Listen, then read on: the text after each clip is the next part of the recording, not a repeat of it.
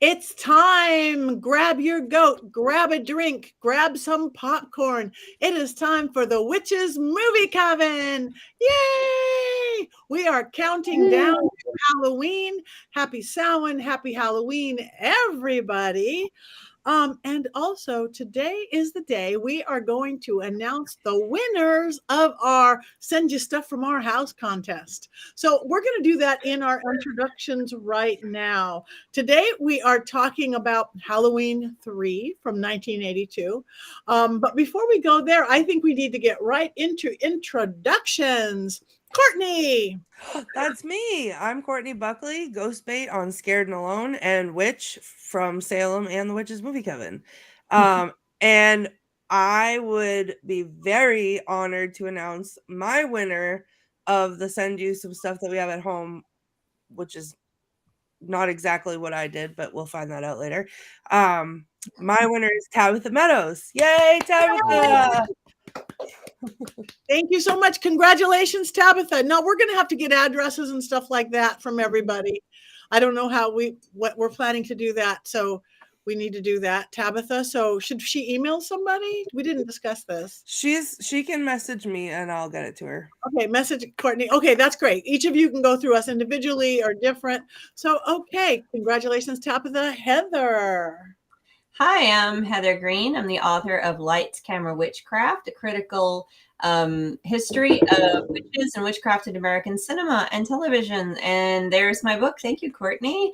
And I'm here and happy to be with my coven today. And my winner, who is awesome, is Mary Jane King. So yay! Contact me with your information so I can send you a lovely gift of witchy stuff. Yay, congratulations. Okay, Jason. I'm Jason Mankey. I've written like 9 books on witchcraft and related things. It's almost time for my favorite season, which is Yule. So we just got to get through these next few weeks, which is hurting all the rest of my coven. I know. I have a wonderful announcement about my big winner today. It would be Lisa. Wonderful. So you get in touch with me and I will send you a box of things from my office that are not junk. Yay! That is great. All right, Richard-Lael. And that would be me. I am Richard-Lael. Richard-Lael Lillard is not 2 if I were just Richard. Anyway, so I also would love to say who my winner is. My winner is Alicia, and I can't last name, but you know your Alicia, and you can the things that are also, well, they're from my house. That's what I would say. Yeah, yay. Okay. Thank you very much. My name is Patti Negri. Well, go. No, go on. No, I meant to Huh? mention something. You go first. I meant to mention something. Okay, my name is Patti Negri. I am one of your hosts as well. You might know me from The Witching Hour, my regular podcast, or many dozen episodes of Ghost Adventures, which I have a new one next week. But I am proud and thrilled to announce my winner. I need my drummer husband is Robert Hicks, my friend. Everybody, yes, there's nepotism in there. Robert Hicks, congratulations, Robert! You get a box of stuff from my house. Good stuff. Yay! Yay! Woo! Congratulations to all of our winners. It's really cool that we get to send you stuff. Thank you guys for playing the game, for going on. Again, we want you commenting on our page. We want you going to our YouTube, to our Facebook page, because we love you. So we are going to talk about Halloween 3. I'm going to have so much fun tonight. Do we want to get the synopsis from Richard-Lael before we get the official stuff from Heather? I think we do. Let's do it. Why not? I'm already here. All right. So the synopsis, Halloween is definitely a movie. It is from 1982. It is from 1982.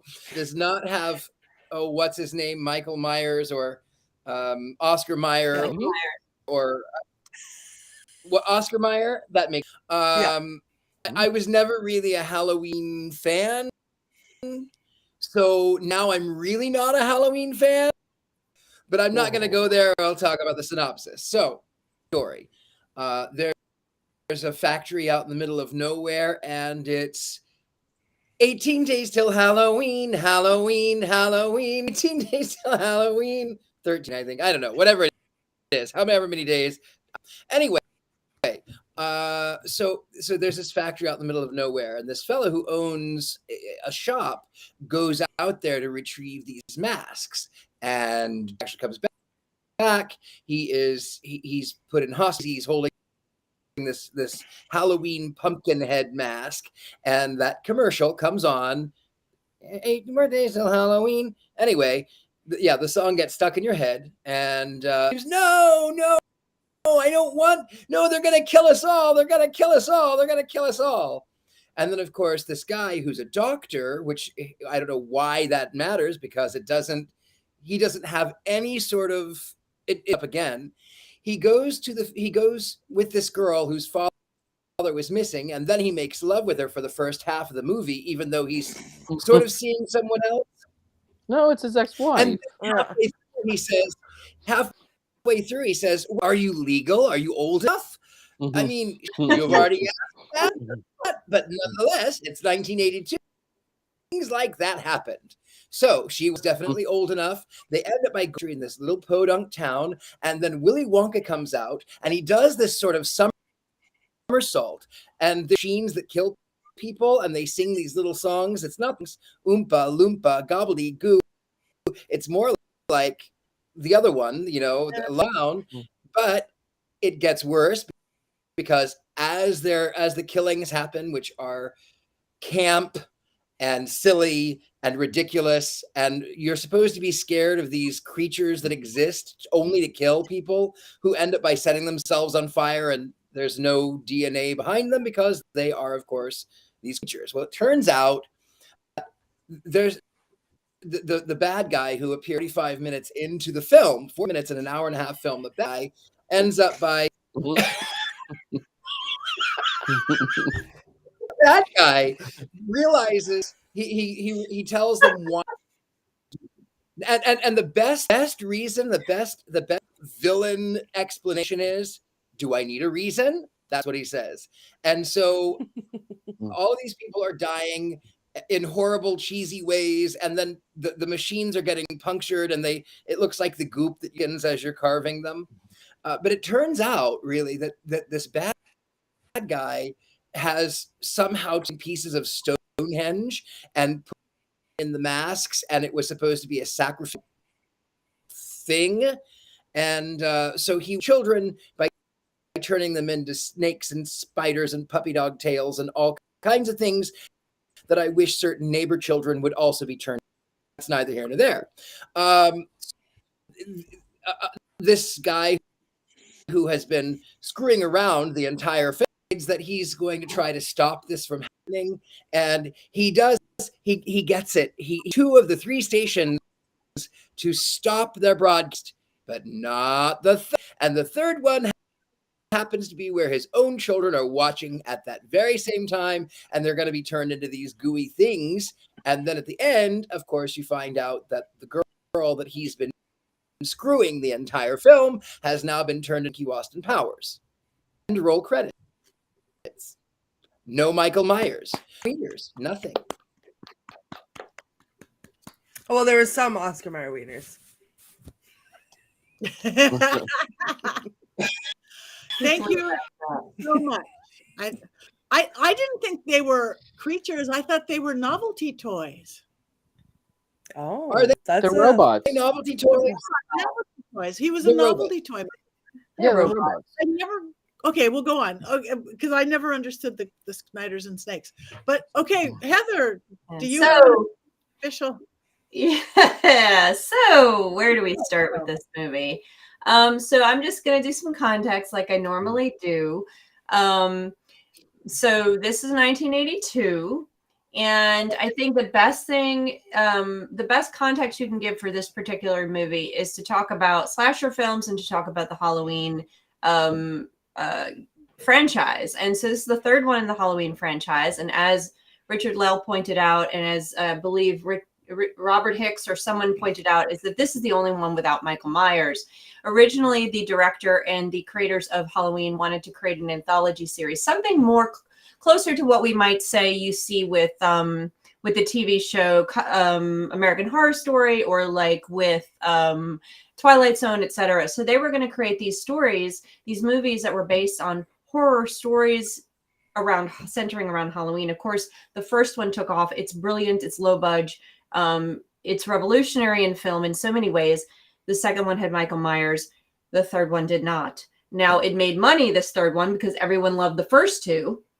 So they came out in droves to see the third one. So it made a lot of money, but it is the worst performing of all of them. It was so bad that they went back to Michael Myers as the character for the next 400 films that they made after that.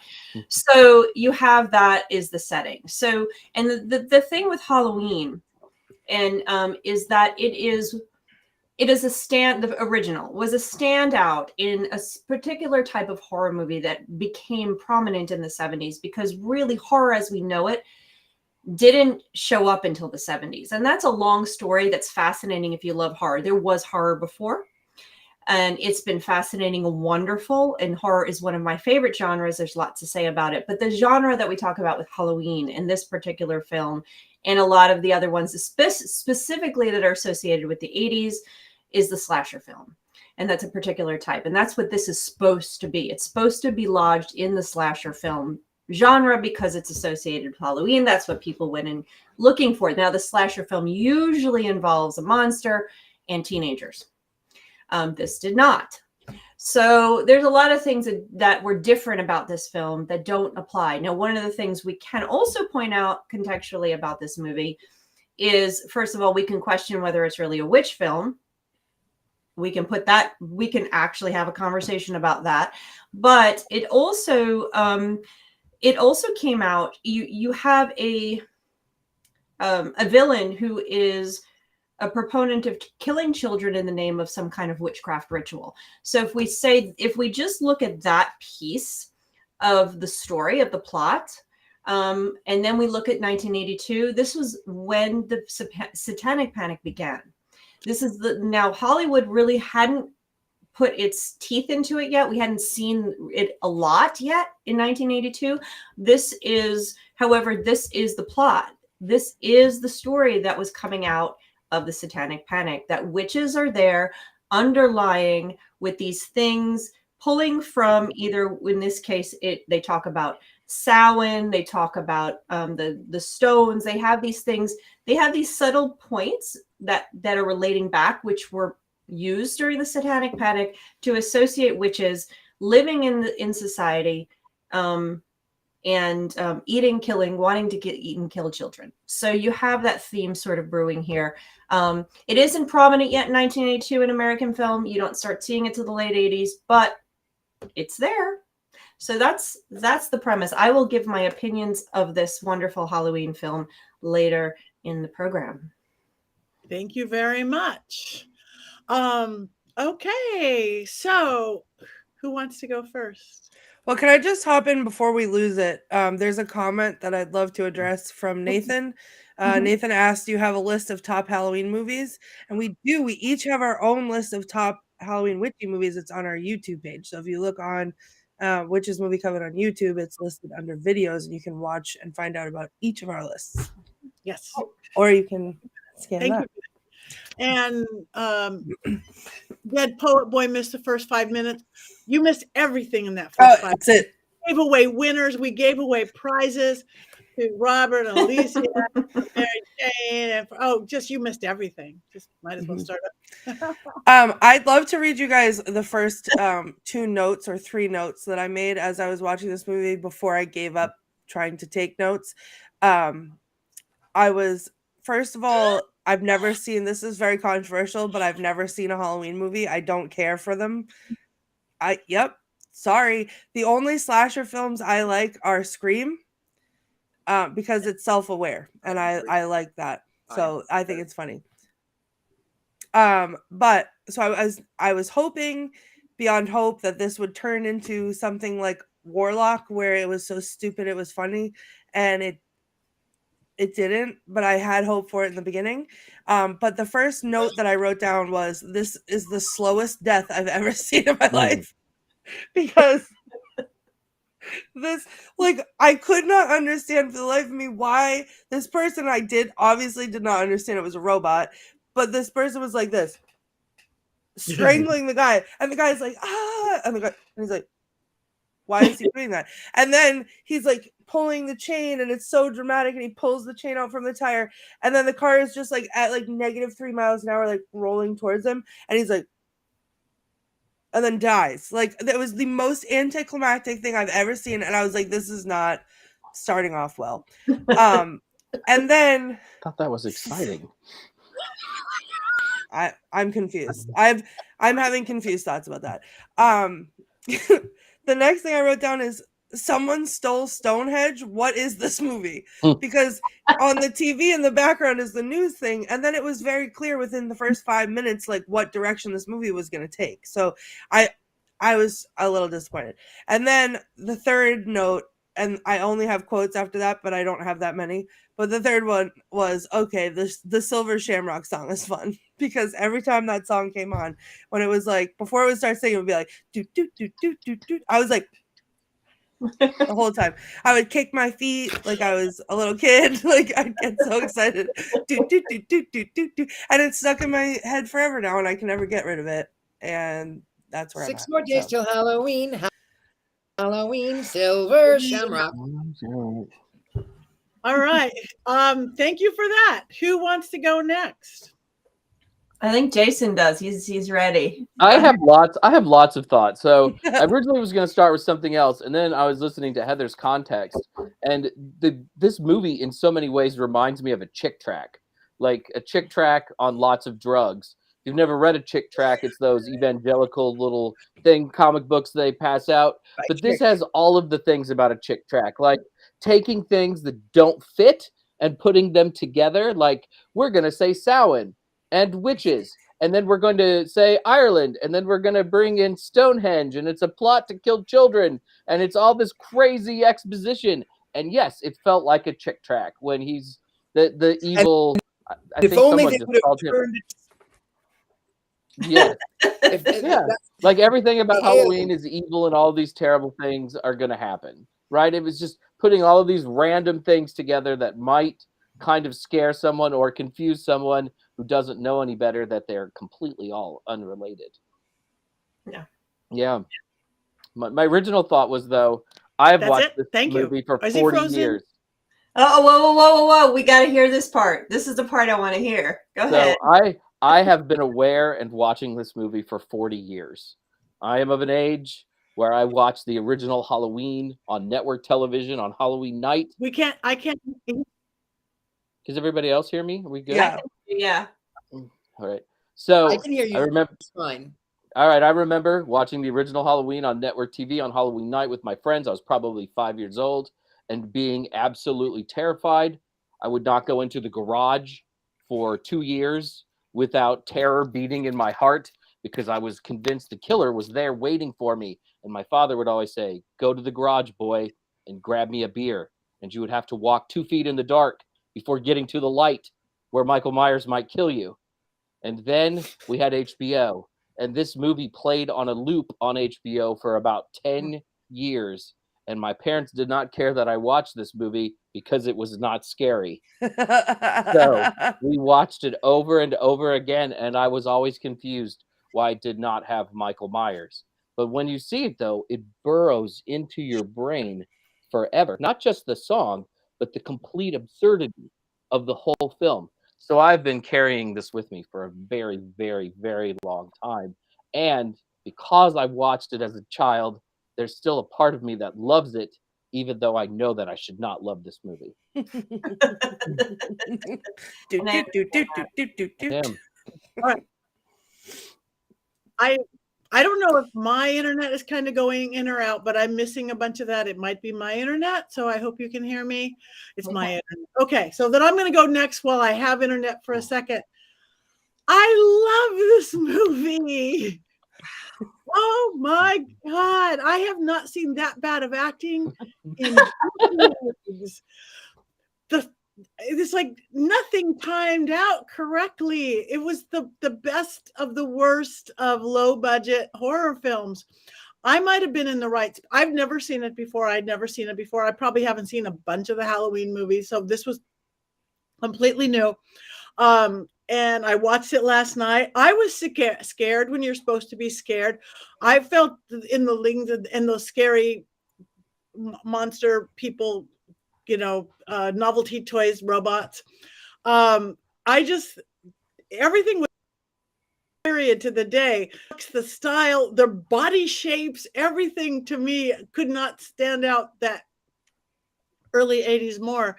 And I laughed, I cried, I screamed, everything that you're supposed to do. The Samhain thing really threw me off. It's the Irish brogue, and Dan O'Hurley, I got to play his wife once in a film about that time, or a few years later than that. And I'm just like, oh my God, they've turned this into Samhain. But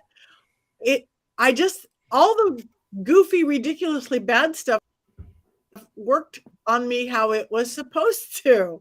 And I'm like, I loved it. I was entertained. That's what a movie is for. I got scared. That's what a horror movie is for. I laughed hard because of the acting. I live in Hollywood. They'd all be fired. Really the worst acting. Even the sex scenes. When's the last time you saw a lovemaking scene like that? Oh my God. That was probably the scariest scene in the entire film, really. I know. It's probably one of my best enjoyed of our movies in so long. I just was completely satisfied by the end of it. Bad witchcraft and all. That's my total take. Wow. That was an opinion. I love you, Patti. Wow. But you know what? The truth is, I actually really enjoyed it too. It's lousy. I could laugh through it the entire time, and I felt like I was watching Willy Wonka and the Chocolate Factory, even though I hate that film. But I felt like, you had to go there. You had to go there.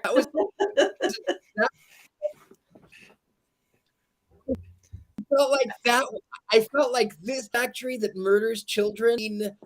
I loved it. I think maybe I'll do that one day. I'll make rubber masks that turn children to whatever. I don't know how to do it. I'm not going to go to Europe, England, and steal a part of sea, come up with another one. But I have to admit, I really liked it. It was so funny, and it was so bad. And that theme song, it was bad. It was so bad. I loved it. It was awful. And I also am a glutton for punishment. So bad boy. You've been a bad. I know. And they're high tech, all the little TV sets and all their high tech, everything just cracked me up. Okay. All Listen, right. I could not get past this, like when they walked into like Stonehenge NASA, like where they had like the analog TVs with the little computers, and somehow that was hooked up to the Stonehenge thing, and they're like chipping away at it. Like, what was that? And I wanted it to be so bad that I loved it in that vein, and I fell asleep at the end, and I could not. You don't understand, though, Courtney. Stonehenge was built by aliens that are witches from outer space. And it's full of microchips and things that turn masks into snakes and bugs. You know what? My mistake. I clearly in the film. It was over my head. It went over my head. I am not educated enough. I need an explanation from the people that love the movie.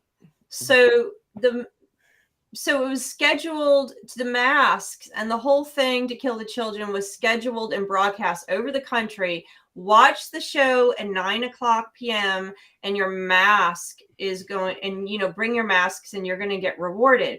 Well, and they were showing this, and they kept showing the kids walking around the mask all over the country. And then they cut to LA and they showed the kids, and he's trying to stop it. Well, 9:00 in LA is what time on the East Coast? So were kids already dying in New York and nobody was reporting it? Midnight. Or was it, midnight in the East Coast? And so confused. Just so confused. Please explain the time zone. The time zones do not make any sense. I mean, if you watch it closely, it shows the East Coast and it's bright and it's during the day and it looks like a nice summer day in July. And then it slowly moves westward and it gets darker and darker and darker, which obviously is not how time zones work when you go east-west. Yeah. And I the think- kids are I down think at 9 o'clock in LA, and the kids in New York are already dead and turned into snakes and bugs. And how come that wasn't being reported to the dudes on the, in LA? That's a 3-hour opportunity to warn the people in Los Angeles their kids are about to get slaughtered. I think the answer to that is very clear, that the people who made this movie were eating chips of Stonehenge as they were making it.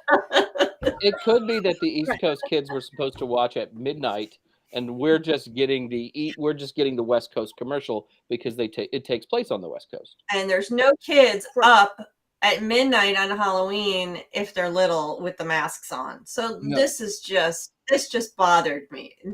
I don't know. I live in that weird nonsensical time zone almost every day of my life. People, you're 8 hours ahead. You're 17 hours backward.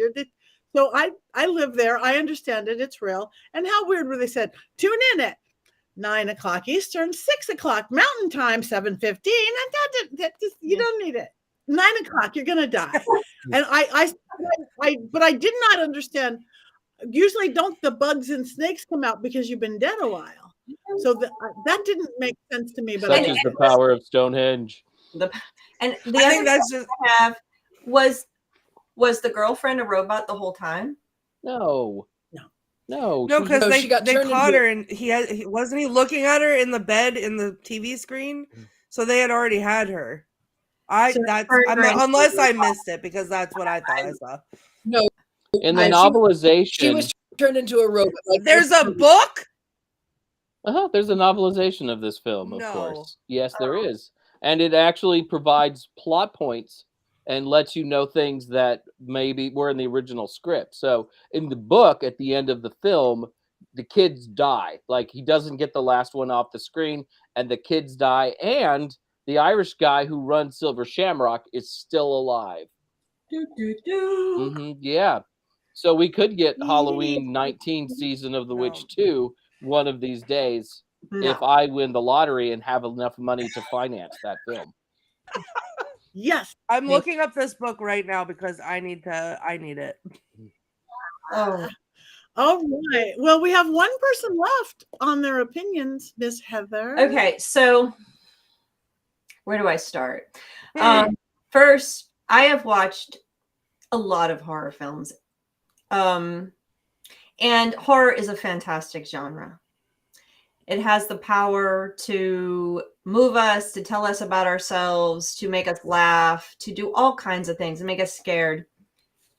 And I've seen really great horror, powerful horror. And I've seen really bad horror where I'd go, what am I watching? I turned it off. This was closer to that version. Yes. This, to me, was terrible filmmaking on all accounts. You're going to darken the screen. Go ahead, Jason. And feel free. And I am not affected by your dislike, my opinion. This, I will always look for good things. There's always something interesting to say about a film. And there's interesting things to say about this film. But sometimes a film is so bad that the best thing to say about it is it's just so bad. I mean, I did not find... I mean, I can point out some things to talk about in it, like I did in its place, but really, this movie is just bad filmmaking. And the sad part about it to me is that, and I get what they wanted to do. They wanted to do this anthology. However, they failed after not doing it. Having Michael Myers in the second film, they shouldn't have done that. That created a precedent. But the problem also was the first movie's success was centered on the character of Michael Myers. Yes. There was other good parts about the movie. And we didn't really recognize the success and the things of the first movie's brilliant. It's low budge, but it's brilliant. And it really set a lot of things in motion for these type of films. But Michael Myers is an essential part of it. It's kind of like what I talk about with Hocus Pocus. The first movie, it was the witches that made that movie and made it successful over the years. Michael Myers did the same thing to the Halloween. So when they took Michael Myers out, people were like, what is this? It didn't know if it was Twilight Zone, if it was the movie Videodrome, if it was science fiction, was it occult? No, this movie doesn't know what it is. It has no clue what it is. It also reminds me of a movie called Naked Witch, which is a super low, you're talking about low budge, low budge, 1962 horror film. Courtney's like, I'm on board, let's go. Is that on our list somewhere? Because I'll watch that. Oh, well, we can watch it and talk about a low budge, awful horror movie. It's the director called it schlock. It's really bad. But anyway, it's about people that go into a town. They go into a town of like a cultural town of small, like, you know, and that's a trope in horror movies. And it's like they get involved and there's this naked witch and blah, blah, blah. But what? I mean, what are you? Are you a video? Are you Videodrome and technology? Are you a sci-fi movie? Are you in a cult? There was an opportunity here that they missed big time. And it just didn't work on any level for me whatsoever. And I am, as a film historian, it has a place because it failed. As a film viewer and a horror lover, big thumbs down. I'm not going to tell you if I'm going to have wands down or up yet, but my thumbs are down. Okay. But what if they hadn't called it the Halloween franchise? It still would have been horrible. I mean, I think the expectations would have been different for people that went to see the movie, you know, because they wouldn't have expected Michael Myers, so they would have went in not expecting Michael Myers, I knew Michael Myers wasn't in this, so it might have changed people's opinions in terms of how they judge it in that respect, but it's just a bad movie. I mean, in my opinion, I know you loved it, Patti, and I'm not taking away your joy. I don't believe in stealing other people's joy. So this is what we do. And I will fully admit that there's a host of very bad movies that just give me joy. And this is not one of them, but there are, and I will watch them over and over and I will own it. So you can have this movie. I'm glad to give it to you. I think was correct though. This is definitely a chick tract. Definitely, it is definitely a Jack chick tract. And brilliant. Maybe we should explain what that is. Okay, yeah, I can because I grew up with those. A chick tract. So Jack Chick was an evangelist during the time of the Satanic, a little bit before, in the 60s, 70s, 80s was when his tracts were really big. And he was an evangelical who funded his own little comic books that were their little pocket-sized comic book, Halloween in lieu of candy. At church, but most of the time, people that wanted to evangelize and tell children not to celebrate, they would hand out these chick tracts, and they would go home and they would have something really bad, like so here is Mary Jane, Mary Sue, Mary Lou. Here's this woman, and she was young and happy and beautiful. Then her friends convinced her to be a witch, and then she went to hell, and it was too bad for her. Sorry, she should have known Jesus. And she gets to the pearly gates when she dies, and Jesus says, "Depart from me, ye who work." And she cries, "But dear God, why? I was a good person." "No, you're not. To hell you go." And they have things like let's see. Oh, this one was playing Dungeons & Dragons and got into a car accident and went to hell. And that one was into playing with the Ouija board and got into an accident and went to hell. And this one had premarital relations and oh, she died and went to hell. And there would be someone who would, let's see, there was someone who celebrated Halloween and then they died. Guess where they went? To heaven. They went to heaven because they repented in the last moment. So that's what a chick is. If I was a kid and I was trick or treating and everybody wanted candy frozen? and all the houses gave me candy, Just... No, you're good. and somebody gave me a stupid piece of paper, I would like egg the house. Yeah.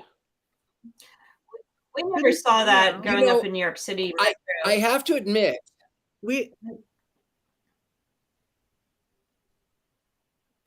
I think he froze. I think have to admit, I was the last chick tract that I saw. I don't know if there's internet. I guess not. Hear me? Can you hear me? Yes, no, yes, now. We can. I don't know. We can hear you. Okay. So the last chick tract that I had discovered, I was in Long Island, and I went to the supermarket. Satan, Mr. Satan is my car. And I went in and I got my bananas and I got my oat milk and I helped the little old lady with her cart. And I was polite to the cashier and all of these things and a car. And there is one chick tracts in my ring. And I think there was a person watching me from like the court cashier underneath in front of the supermarket, and I went, say what I said, but I said really, really loud, obnoxious thing because how dare you? Because my car is Mr. Satan. Think I've never read a chick tract in my life. Are you kidding? I love chick tracts. Just like I love watching Halloween 3. If you've never seen a chick tract, there is a movie that was made a couple of years ago called Dark Shadows, where they got permission to make a chick tract, and they did it like completely seriously, even though it's absurd, and you'll laugh your butt off watching this movie. I think it's streaming on Amazon Prime right now, but they use actual language from the chick tract, and it's all about how Dungeons and Dragons will make you an occultist and will probably lead you to murder other people. So beware, role players. You are in major trouble. And he was one of the many people that were doing this back then. He's just one of the probably the most famous that in the 70s kind of contributed to the rise of fundamentalism in the late 70s. The birth of things like Focus on the Family. And I mean, when we talk about the Satanic Panic, we're not talking about some kind of just a bunch of people who are calling witches evil. This was actually a very big moral panic. It was a movement. And when you start to really look at it, and I used to think about, when I started thinking about it and started working on it, I didn't realize how embedded it was and how it connected to politics and socio-political movements and what was going on in the 70s and the reaction to that. And as well as the growth of the 80s and the political movements of the 80s. This is all an embedded, deeply embedded cultural movement that happened that was very real. And a lot of witches at the time were really fighting for their life in a way that they didn't in the 70s and the 60s when they were first coming out. So it's pretty cool. And these chick tracts were part of that movement. And he was part of the fundamentalist stream that was going across the country. You had other ones as well. You had books coming out, and all of this was happening as the 70s ended into the early 80s when the Satanic Panic and when the actual legal battles began. And that's when it became very, very real. And I talk about it in my book and show examples of how it affected witch movies, which is fascinating. Everything from Mr. Rogers to mainstream Hollywood films to cartoons. I mean, it affects it. And it doesn't change again until, like I say, 1996 was when it ended. Super cool because that's the craft. And the first version of the Scream version of the Crucible happened that same year. And that's very prominent and very important. So yeah, the chick tracts and this movie falls right at that beginning, right when the legal battles begin. So it's kind of interesting. I think the Chick tracts had real power too. If you kind of go back and look at that era of the things that they vilified, which scared people. Heavy metal music was one, and there was a Chick tract about that. Dungeons and Dragons was certainly another, to the point where they got the greatest cartoon of the 80s yanked off the airwaves, the original Dungeons and Dragons cartoon, which had the highest ratings on all of Saturday mornings, actually. And I remember as a child being just distraught that I lost my Dungeons and Dragons cartoon, because that thing was amazingly awesome. Yeah, Cabbage Patch Kids were wrapped up in it. The Smarts were wrapped up in it. I mean, it was just, everything. Now, I grew up in New York City, so I didn't see it as much, perhaps, as Richard-Lael. You grew up in a different area of the country, so I didn't see it quite as much. But my goodness, it was serious business. Serious. And it's true. I mean, I was in 1982. When this film came out, I was just a little. I was a little boy, and I was only allowed to celebrate Halloween one time, and then of course there was a man who'd come to my church who had claimed that he was a high satanic witch priest, and that he worked with the movie and music industry, and Freddie Mercury was trying to get people to smoke marijuana because he if you play Another One Bites the Dust backwards, Freddie Mercury clearly says it's fun to smoke marijuana.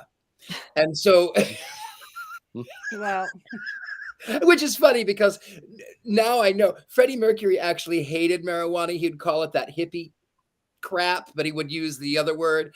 But he hated marijuana, and he hated the effects of it. And so the fact that they thought that he was saying it's fun to smoke marijuana is so funny, because that is the last thing Freddie ever wanted. That's hysterical. To me, I don't know. I'm not a marketing expert, but that's very bad marketing. Fear-based.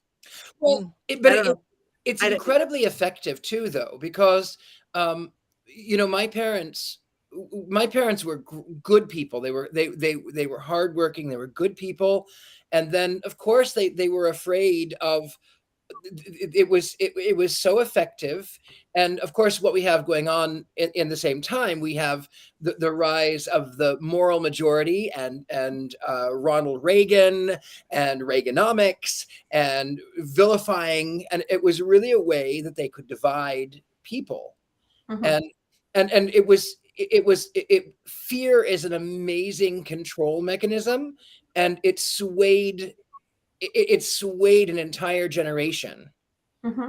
Yeah, and you can see that, and you can see how that then bleeds into witch films, and that's when that's one of the things I track in my book. My book is not just here's a bunch of great witch films from this period of time. I actually am weaving it together with gender politics, and I'm weaving it together with religion and how that's treated, and I'm weaving it together with general socio-political movements. And so you see at this time the change in witchcraft, the treatment of witchcraft in the early 80s changes drastically. You start to see these things, and one of the stories that I talk about in the film, which in the book, which is was really fascinating to me, was that there was an episode of Mr. Rogers that aired in the 70s. Nobody complained about it in the 70s. There was a couple witches that complained about the episode because he said witches are not real on the show, and so a couple witches from Salem were like, no, including Lori Cabot. They sent letters in going, yeah, witches are real. And that was when Salem had just fully acknowledged that they were the witch capital, and she became Salem's witch. So a bunch of witches complained in the 70s. When it re-aired for the first time in the mid 80s, when what Richard-Lael's talking about, this satanic panic movement really was taking precedent in people's lives, tons of people started, tons of Christians were sending letters in to PBS saying, this is horrifying. How could you put witches on the air? And let me just tell you, what he was doing was showing, he had Margaret Hamilton on, showing that she was the Wicked Witch of the West. And she really wasn't a witch. She was just an actress. So the whole thing was ridiculous, but you could see the difference in the reaction from the 70s to the 80s. Sesame Street never aired it again because they got so much backlash when they brought Margaret Hamilton on. So you could see the power you're talking about, Richard-Lael. And we see this in movies. We have it in this movie here is the beginning. And then you think about Warlock, which Courtney Buckley talked about earlier. What do they do? What's the one? Where does he get the fat from the children in that episode? And then you have Hocus Pocus, and you have the witches. You just have one after the other feeding into this kind of concept. And then we haven't even watched Witchcraft, the movie Witchcraft, which is from this era too. It's crazy. It really was crazy. And Hollywood, of course, wants to sell tickets. So they hook on to whatever's popular, and this is what was popular. And Tabitha brings up a point. Tabitha Meadows says, I've seen some TikToks that are disturbing as of late. Propaganda against witches. Again, I hope it's not real, but it is real. And I have kind of a confession to make. I like to stir the pot. So there's this QAnon craziness that says that witches are satanic and they wear red shoes so they can kill children, and then the blood will not be seen on their red shoes. And so now every single day of my life, I, a satanic witch, wear red shoes every single day because there's no place like homo. There's no place like homo. There's no place. I love that. I mean, I just answered my own question. Are people really that stupid? Mm-hmm. I've answered my own question. I mean, like, even looking at this silly movie that we love, we hate, and everywhere in the middle, I don't know how that's going to influence somebody in reality about what witches are or aren't. They were monsters chipping Stonehenge. Really? Really? It just confirms their bias. That's what it does. They've been told it in church or wherever else they hear it, and this just confirms their bias, and it's entertainment. But you hear it in entertainment long enough, whether it's positive or negative, it's going to affect you. Listen, you heard it here first, everyone. As soon as we all get off of Witches Movie Coven, we go underground to Stonehenge NASA and we start chipping off chips of Stonehenge, and that's how we control the world and the narrative. And you know why? Because do we need an explanation? No. Magic. This is going to be on TikTok tomorrow on all of the crazy channels. See, they're admitting to it. They're admitting to it. We have you to blame now, Courtney. It'll be all your fault. You're welcome. Getting back to this horrible movie that we watched. There was film. Good film. Getting back to this horrible movie that we just watched, it was so 80s. I was laughing so hard because I didn't know where I was going. I'm like, it started out with all these cars. I'm like, okay, look at all this. This is 1970s, car movie. And then you wind up in this love scene, which was out of nowhere and was totally had absolute, like you talked about, worst acting ever. I'm like, really? Is this actually? And then I wasn't sure if we were going in the direction of a rated X movie, and then all of a sudden we're in a sci-fi videodrome, and then there's Stonehenge, and supposedly, and I didn't catch it because I really was not watching closely because I was so irritated. Well, no wonder you didn't like it. You needed to pay closer attention. So I played plenty close attention. Yeah. Supposedly, Michael Myers is in the movie. They play the movie.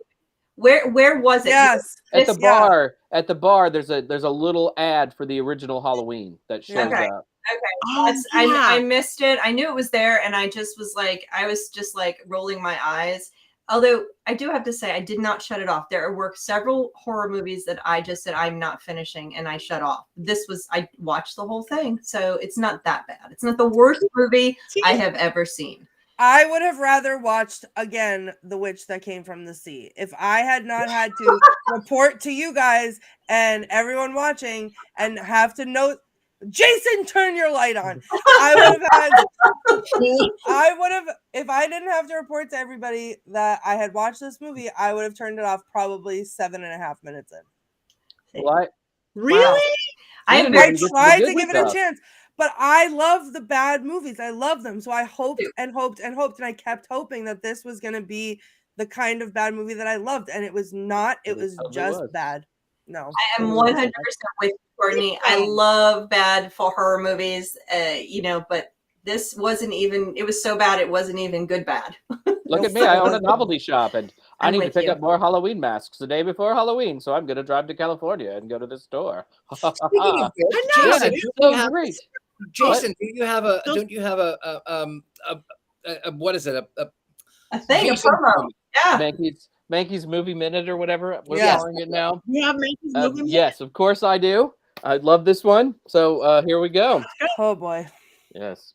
Spend time with the sequel to the sequel to the sequel. That's really not a sequel at all. It's Halloween 3 Season of the Witch, a strange sci-fi horror hybrid that doesn't even really have a witch in it. Prepare yourself for the terrifying power of strobe lights flashing on your television screen, all while the world's catchiest Halloween jingle plays in the background. 13 days till Halloween, Halloween, Halloween, 13 days till Halloween, Silver Shamrock. And it's a jingle I can sing on this show because it's really just London Bridge is falling down, falling down, falling down. London Bridge is falling down, my fair lady. Watch as a wicked toy maker demeans the Irish and harnesses the evil powers of Stonehenge and microchips to make masks that rot the heads of children and inexplicably produce bugs and snakes. Also, what does Stonehenge have to do with the Irish and Samhain? Stonehenge is aligned with the summer and winter solstices, not Samhain. Witness a montage of cities on Halloween starting in full sunlight at 6 p.m. on the East Coast and moving westward where each succeeding city is darker and darker, breaking the laws of time and space. In case you are lost, if it's 6 p.m. on the East Coast, it's only 3 p.m. in California. Watch as a wicked plot unfolds at 9 p.m. Pacific time, meaning that the great majority of American children would be asleep in their beds, and that all the work that went into those Halloween masks was for naught. Maybe Silver Shamrock just hates the Pacific time zone. Did you ever think of that? Tune in for a scary movie that is not really very scary, yet is still sort of fun because it's so bloody weird. And whatever you do this Halloween, don't let your children wear latex masks or sing that infernal jingle. Yay! Brilliant. That is beautiful.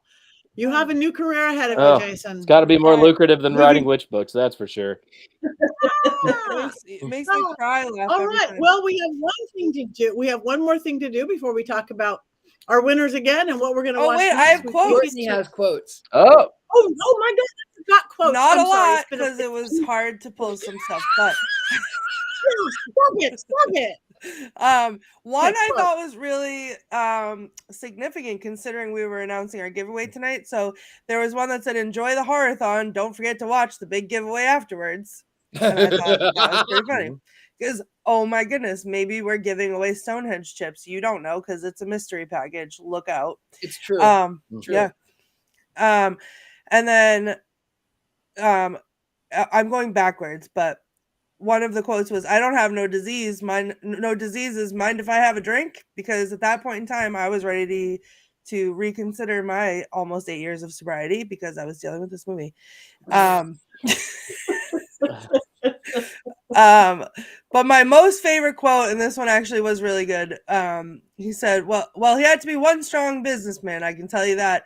You don't just pull someone's skull apart without a little lower arm strength. Know what I mean? it is really not a very quotable film, and No. I'm a fan of the film, but there's not a whole lot of quotes. There's just the jingle, and the jingle is enough. Jingle. That was it. And it wasn't even the whole jingle for me. It was the do do do do. Every time the do do do do do do do, I was like, so I will say that is the one good thing about the movie was the jingle. But I'm gonna hear it in my sleep forevermore, and it's all your fault. And the sex scene, and the funny outfits, and the good and bad acting, and on that, I think it is time for us to vote. Wands up, wands down on Halloween 3, 1982. You guys in the chat room, you vote wands up, wands down. Oh, well, your wand is way back over there going down. It's not My wand is so far down you can't even see it. even a part of it. Okay, Alicia, bad guy clapping at the doctor. Yes, there was some funny ass moments in that movie. Okay, I I'm just up. dropped Jason, mine because it was so far down. Oh. Being Whoa, pulled to hell. I did too. It was being- Richard-Lael is 3/4 up. Heather's gone. Heather's down. Courtney's so far down, she is gone. So I'm disappointed in oh, some of my Heather's up. co-hosts, and I'm disappointed with everyone in the chat room right now. It's like you're trampling on my childhood. It's like my childhood is being abused. You have to go watch it again, everybody. You have to go watch Never. it again. Couldn't pay me. Wand Only is if I sunk had down read into the about it. earth. Oh, It was funny. I laughed. I cried. I screamed. I laughed. I screamed in pain. Ah, all right. So anyway, is there a single wand up in the chat No. room? Lisa remains wonderful. Lisa remains wonderful. Yay. Yeah. Even though. So again, all right, let's introduce ourselves. Oh no, before we introduce ourselves and we say what's going on, I can't even see the time on my phone. I think we're probably We're We have fine. 4 I minutes. have no. Oh my God, 4 minutes. Okay. Everybody quickly say what we have going on and congratulate your winner one more time in case they weren't there. Okay. That's Courtney. me. I'm Courtney. I am Ghostbait on Scared and Alone, scaredandalone.com on YouTube. Check it out. And I am living my whole life is October. I came out of retirement, guys, because I mismanaged the schedule and I didn't have enough tour guides. So I had to go out and do my first night tour since before COVID. I hadn't done one in a long time. It was a success. I do not wish to do it again, so I cannot wait for October to be over.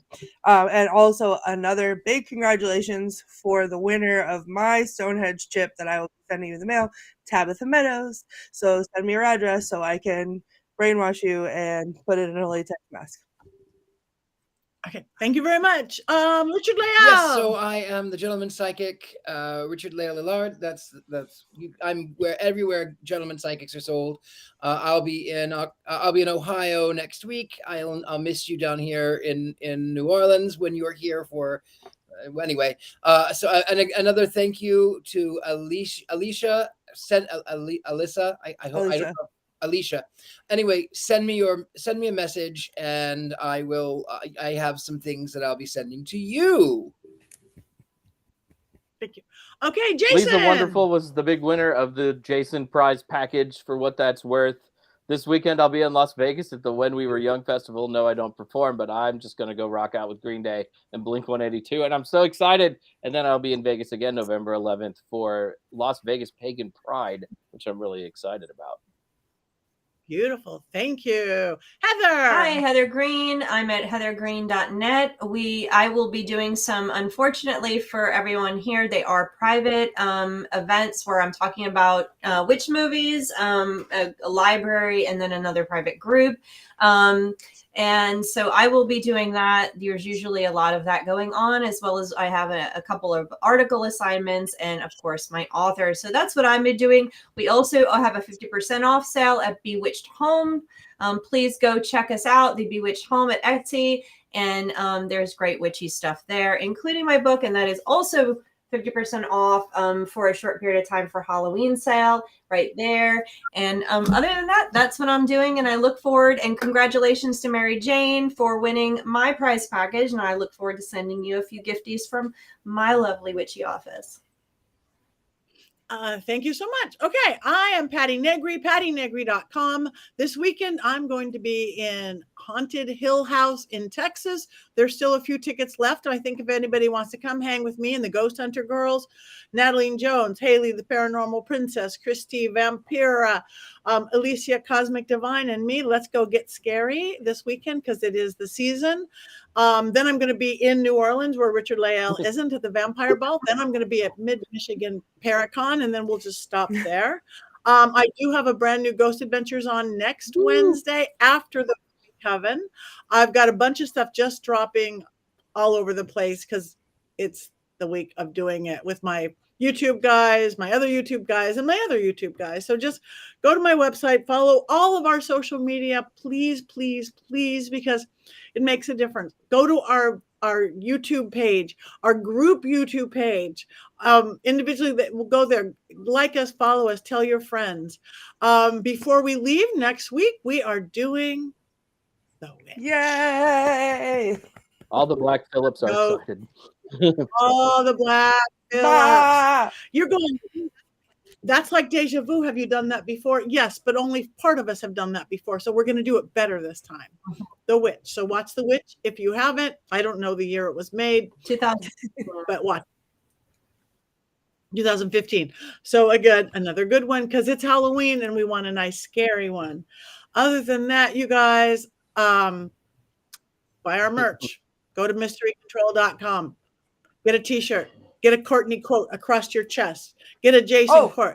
Get some bro man shorts. Look what else you can get on Oh. mysterycontrol.com. This is a Ouija board cape.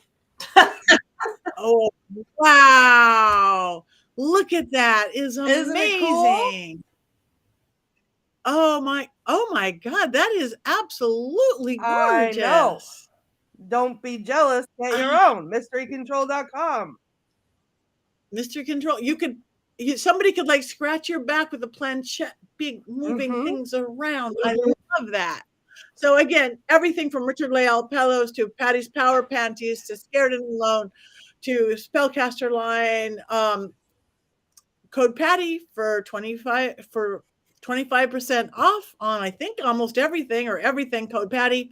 And we can dress you from your shoes to your socks to your underwear to your pants to your cloaks to your capes to your hoodies. And we want to. We want to dress you. Anyway, that's it. We have gone 1 minute long, but we have one more thing to do. You guys, thank you. We love you so much. We love each other. We really have become a family, and you guys are a huge part of it. So on the count of 3, 1, 2, 3.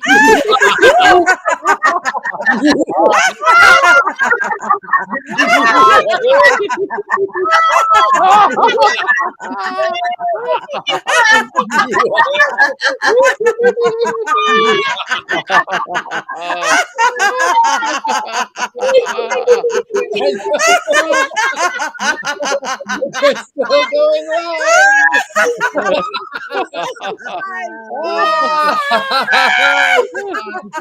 Alive. We lost our producer Rob. He put on a Halloween mask. He sang the song. He's gone because this feels like live.